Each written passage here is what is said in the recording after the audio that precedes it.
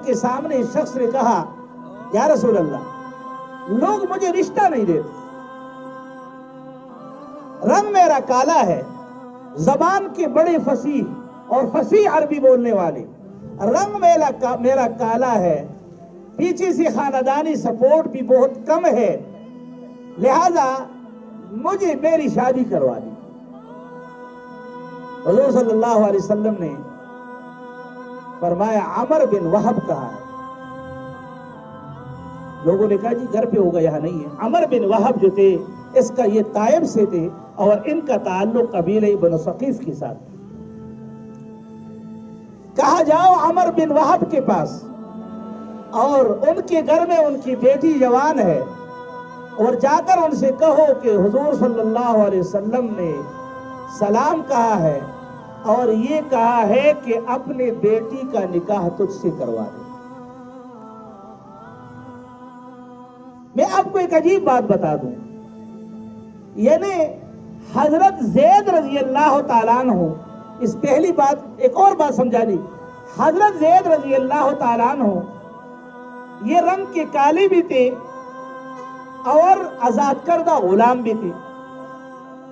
حضور صلی اللہ علیہ وسلم نے اپنے خاندان کی ایک لڑکی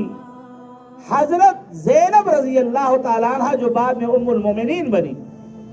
حضرت زینب بنت جحش رضی اللہ تعالیٰ عنہ، ان کے ساتھ ان کا نکاح کرانا چاہا تو عبداللہ بن جحش اور زینب بنت جحش انہوں نے جو ہے اس بات کو ناپسند کیا کہ جی چاہیے تو یہ تھا کہ حضور اپنے لیے پیغام بھیجتے، تو ایک غلام اور آزاد کردہ غلام کے لیے پیغام بھیج دیا۔ اس پر اللہ کی طرف سے وحی نازل ہوئی اور اللہ جل شانہ نے ڈانٹا ان کو کہ جب اللہ اور اس کا رسول کسی چیز کا فیصلہ کر لے تو پھر مومنین کو اس میں کسی قسم کا کوئی اختیار باقی نہیں رہتا۔ سمجھے؟ میں آپ کو ایک عجیب ان طلباء کے ایک اکثر میں سناتا رہتا ہوں، وہ کہتے ہیں نا کہ دو رنگی چھوڑ دے یک رنگ ہو جا، سراسر موم ہو جا یا سنگ ہو جا۔ ہم کہتے ہیں ہم مسلمان بھی ہیں، اللہ اور اس کے رسول ہمارے محبوب بھی ہے، لیکن جب حکم آتا ہے، میری بہنیں بیٹھی ہوئی ہے، جب پردے کا حکم آتا ہے تو ہمارے خواتین پریشان ہو جاتی ہے، ہم کیسے پردہ کریں؟ بھائی جب اللہ کا حکم آ گیا اور اللہ کے رسول کا حکم آ گیا اور آپ کا عقیدہ ہے کہ موت آئے گی اور مرنے کے بعد اللہ کے سامنے پیش ہو کر اپنے عمل کا مجھے حساب دینا ہوگا، تو پھر کیا بات ہے کہ تمہارے لیے پردے میں رکاوٹ کس چیز کی ہے؟ آپ کیوں پردہ نہیں کر سکتی؟ قرآن کہتا ہے وَيُدْنِينَ عَلَيْهِنَّ مِن جَلَابِيبِهِنَّ، یہ اپنے چہروں کے اوپر اپنے بڑی چادر کو ڈالے، اپنا چہرہ چھپائے، اپنی زینت کی جگہ یہ بالکل کل عام اس طرح نہ پھرے، ان کو چھپائے اور اپنے بالوں کو چھپائے۔ یہاں تک شریعت نے کہا ہے کہ اگر باریک دوپٹہ بھی اس کے سر پر ہے اور اس نے اس حالت میں نماز پڑھی، فرمایا کہ جتنے سال بھی اس نے نمازیں پڑھی ہوگی اللہ کے ہاں کوئی نماز قابل قبول نہیں۔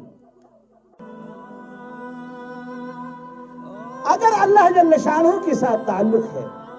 حضور صلی اللہ علیہ وسلم کے ساتھ تعلق ہے، تو فرمایا پھر کسی طرح نہ کسی مومنہ کو اور نہ کسی مومن کو یہ اختیار ہے کہ اللہ اور اس کے رسول کی پسند پر کوئی تنقید کرے، کوئی بات کرے، ذرہ برابر ان کے پاس اختیار ختم ہو گیا۔ اب کیا ہے؟ اب تو بھائی انہوں نے ان اللہ اشترا من المؤمنین انفسهم واموالهم بان لهم الجنہ، اللہ تعالیٰ نے مومن کے مال کو اور مومن کی جان کو تو جنت کے بدلے میں خرید لیا ہے۔ تو بتاؤ جس چیز کو اللہ نے ہم سے خرید لیا ان کو نہ دینا ظلم نہیں؟ اگر آپ کے اوپر کوئی بندہ کوئی چیز بیچ دے اور پھر وہ چیز تجھے نہ دے تو بتاؤ یہ ظلم نہیں ہے؟ جب اللہ اور اس کے رسول پر اللہ کے اوپر ہم بیچ چکے ہیں جنت کے بدلے میں، تو لہٰذا مطلب یہ ہے کہ اب جو بھی اللہ کا حکم آئے گا، حضور صلی اللہ علیہ وسلم کی سنت طریقہ، حضور کا سنت طریقہ سامنے ہوگا، اس کے مقابلے میں کسی قسم کی کوئی کمپرومائز نہیں ہے۔ یہ سمجھنے کی کوشش کریں، حضور کا غم کیسے تھا، ہم نے غم ایسے ہی کرنا ہے۔ حضور کی خوشی کیسی تھی، ہم نے ایسے ہی کرنا ہے۔ حضور علیہ السلام کے اخلاق کیسے تھے، ہم نے ایسے ہی چلنا ہے۔ حضور کا انداز گفتگو کیسے تھا، ہم نے وہی اختیار کرنا ہے۔ حضور صلی اللہ علیہ وسلم کی ملنے کا طریقہ کیا تھا، ہم نے ویسے ہی کرنا ہے۔ کیوں؟ اس لیے کہ ہمارا عقیدہ ہے کہ اللہ اور اس کے رسول کے ساتھ ہماری محبت ہے، اور اس محبت کا پتہ مرنے کے بعد چلے گا، جب ہم اللہ اور اس کے رسول کے سامنے ہوں گے اور بالکل آمنا سامنا ہوگا، تو پھر اس وقت جب ہم سے پوچھا جائے گا کہ کیا کر کے آئے ہو، تو اللہ کے فضل و کرم سے ایسے لوگ گزرے ہیں کہ جن کو یعنی ان کی زندگی میں 50 سال گزرے ہیں، ان کی زندگی میں کسی نے گناہ تک نہیں دیکھا۔ ایک کتاب ایک واقعہ عجیب لکھا ہے، کہنے لگے ایک اللہ والے فوت ہوئے، بہت زیادہ روتے تھے، اور اتنا روتے تھے کہ کبھی کبھی آنکھوں میں آنسو کے بجائے خون نکلتا تھا۔ جب یہ فوت ہوئے، اللہ جل شانہ کے سامنے پیش ہوئی، کسی نے خواب میں دیکھا، جی کیا ہوا؟ کہا اللہ نے پوچھا میرا بندہ اتنا روتا کیوں تھا؟ تو میں نے عرض کیا کہ یا اللہ روتا اس لیے تھا کہ آپ نے جن باتوں کا مجھے حکم دیا تھا ان میں سے میں نے ایک بات بھی پوری نہیں کی، اس پر میں روتا تھا، اور جن باتوں سے تو نے منع کیا تھا وہ سارے کام میں نے کر دیے ہیں، اس لیے میں روتا رہتا تھا۔ اللہ تعالیٰ نے پوچھا میرے بندے یہ بتاؤ کہ آپ کے آنکھوں سے یہ خون کیوں آتا تھا؟ تو میں نے عرض کہ یا اللہ یہ خون تو اس لیے آتا تھا کہ اب کبھی آپ یہ نہ کہہ دیں کہ یہ رونا تو میرے لیے نہیں تھا، لوگوں کو دکھانے کے لیے۔ اس لیے اللہ نے فرمایا میرے بندے تیرا عمل نامہ 50 سال سے فرشتے میرے سامنے ایسا پیش کر رہے ہیں کہ ان میں ایک بھی گناہ نہیں۔ یہ وہ لوگ ہوتے ہیں جنہوں نے آخرت کے لیے اور موت کے لیے تیاری کی ہوتی ہے، اور یہ موت کے لیے تیاری انہوں نے کی ہوتی ہے۔ جب موت ان کو آتی ہے تو ماشاءاللہ آگے پھر ان کے ساتھ معاملہ بھی ایسا ہی ہوتا ہے۔ لہذا وہ صحابی حضرت عامر بن وہب رضی اللہ تعالیٰ عنہ کے گھر گیا، اور جب گھر گیا تو سلام کیا۔ عربی ایسی فصیح تھی کہ وہ سب مائل ہو گئے، لیکن جب شکل کو دیکھا تو بالکل سیاہ چہرہ، موٹے موٹے ہونٹ، اور عجیب قسم کا ایک عجیب ان کی تھی حالت۔ تو اس پر انہوں نے کہا کہ جی مجھے رسول اللہ صلی اللہ علیہ وسلم کا میں قاصد ہوں، اور حضور صلی اللہ علیہ وسلم نے مجھے بھیجا ہے کہ آپ کے گھر میں بیٹی جوان ہے تو ان کا نکاح حضور علیہ السلام فرماتے کہ تیرے ساتھ کر۔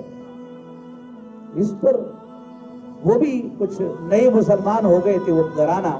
تو وہ ذرا پریشان ہو گئے اور انہوں نے انکار کر دیا۔ جب انکار کیا اور یہ صحابی گھر سے باہر آئے، اندر سے بیٹی نکل آئی، اور بیٹی نے کہا اپنے باپ سے، دیکھیں جب اللہ سے عشق و محبت ہوتی ہے اور اللہ کے رسول کے ساتھ تعلق ہو، اور یہ یقین ہو کہ مرنا ہے اور مرنے کے بعد میں نے اللہ کے سامنے کھڑے ہونا ہے، تو یقین جانیے نافرمانی کی طرف قدم بھی نہیں اٹھتی، گناہ کی طرف قدم بھی نہیں اٹھتی۔ اس لیے فرمایا کہ موت کو یاد کیا کرو، موت کی یاد کرنے کی وجہ سے بندے کے اندر جو گناہ اور معصیت کی طرف میلان ہوتا ہے یہ میلان ختم ہو جاتا ہے۔ اب یہ چلے گئے، جا کر حضور صلی اللہ علیہ وسلم کی مجلس میں بیٹھے، حضور نے پوچھا کیا ہوا؟ کہنے لگے یا رسول اللہ انہوں نے تو انکار کر دیا۔ بیٹی نے کہا کہ اگر یہ چاہتے ہو کہ اوپر آسمان سے ہمارے حق میں بہتر وحی آئے اور آسمان سے ہمارے ایمان کے برباد ہونے کی کوئی وحی نازل نہ ہو، تو اگر اپنی ایمان کی سلامتی چاہتے ہو تو ابو جان اسی وقت چلے جاؤ اور حضور صلی اللہ علیہ وسلم کو کہہ دو یا رسول اللہ جب آپ کو پسند ہے تو ہمیں بھی پسند ہے۔ یہ ہوتا ہے۔ جب یہ گئے حضور صلی اللہ علیہ وسلم نے پوچھا تم ہو وہ شخص جس نے اللہ اور اس کے رسول کی نافرمانی کی اور انکار کیا؟ انہوں نے کہا یا رسول اللہ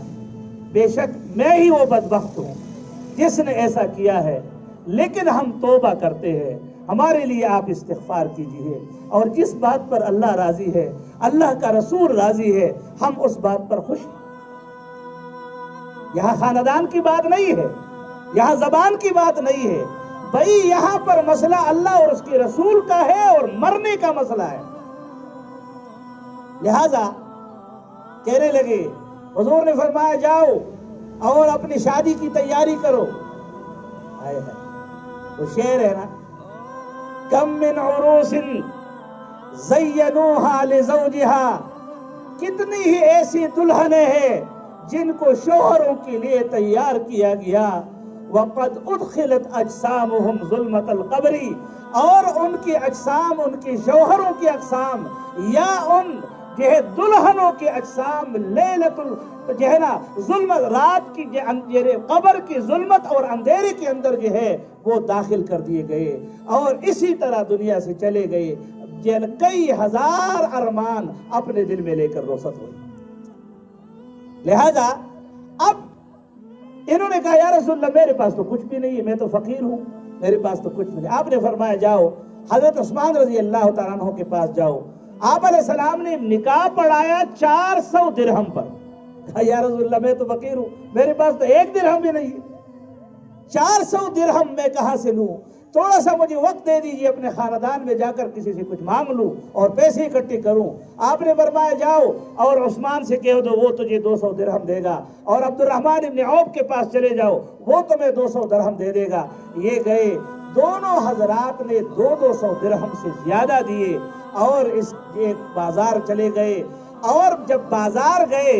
اور بازار میں خریداری کے لیے بالکل تیار ہی ہو گئے تھے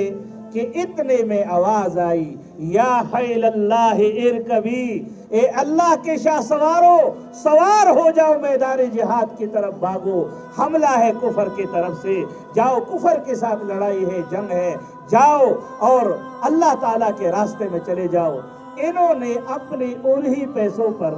اپنے لیے آسمان کی طرف یوں دیکھا اور پھر کہنے لگے یہ کیسے ہو سکتا ہے کہ اللہ کا رسول تو جہاد کے لیے جائے اور ان کا دشمن کے ساتھ اور کفر کے ساتھ مقابلہ ہو،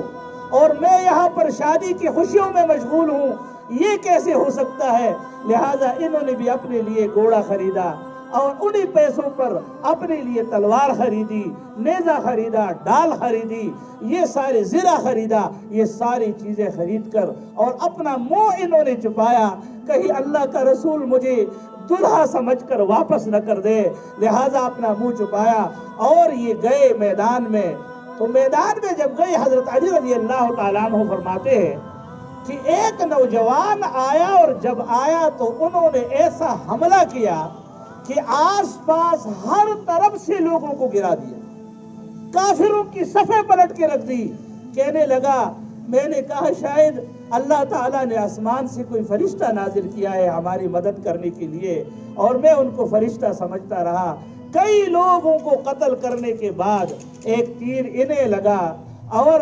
حضور صلی اللہ علیہ وسلم کی نظر ان کی کلائی پر پڑی، کپڑا یہاں سے ہٹا تھا، تو آپ نے کلائی سے پہچانا کہ یہ تو جلحبیب ہے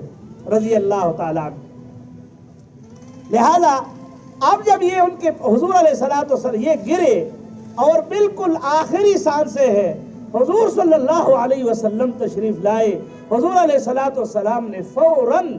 زمین پر آپ بیٹھے اور آپ کے سر مبارک کو آپ کے سر کو اٹھا کر حضور علیہ السلام نے اپنے ران مبارک پہ رکھا، اور آپ نے چادر سے آپ کے چہرے سے گرد و غبار کو صاف کیا، اور پھر آپ علیہ السلام ان کی طرف دیکھنے لگے، اور دیکھنے کے بعد یکدم آپ نے تبسم فرمایا، اور تبسم فرمانے کے بعد آپ نے منہ ایک طرف پھیرا۔ اس پر جو ہے صحابہ نے پوچھا یا رسول اللہ کیا بات ہے؟ کہا کہ خدا کی قسم یہ اس وقت حوض کوثر تک پہنچ گیا ہے، یہ حوض کوثر پہنچ گیا ہے، اور ان کو دیکھ کر وہاں سے ان کی بیویاں جنت کی حوریں وہاں سے چل پڑی، باغ باغ کر وہ آ رہی تھی ان کے استقبال کے لیے، تو ایک کے پنڈلی سے کپڑا ہٹا تو میں نے حیا کی وجہ سے اپنا چہرہ پھیرا اور جو ہے میں نے منہ پھیرا، کیونکہ وہ ان کا استقبال کر رہی تھی۔ اور پھر آپ صلی اللہ علیہ وسلم نے فرمایا کہ جاؤ اور عمر بن وہب کی بیٹی سے کہہ دو کہ اللہ تعالیٰ نے تجھ سے بہتر اور خوبصورت جو ہے بیوی جو ہے جلحبیب کو عطا کر دی۔